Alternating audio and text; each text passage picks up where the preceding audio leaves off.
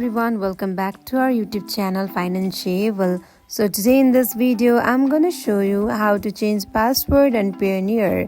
To get started, let's open your Payoneer app, and here you can see your profile icon. Tap on it and now click on setting button. It will navigate you to this interface. So here tap on security settings. And now click on password in order to change it.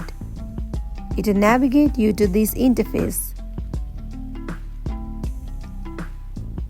Now tap on change.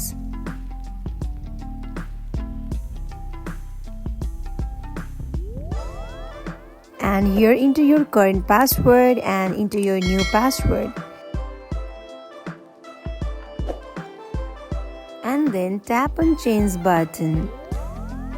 Here if you want to sign out, then tap on sign out, and it will ask you the verification code. Enter the code and submit. So that wraps for today. If you guys like this video, do not forget to like, comment and subscribe our channel. Thank you for watching.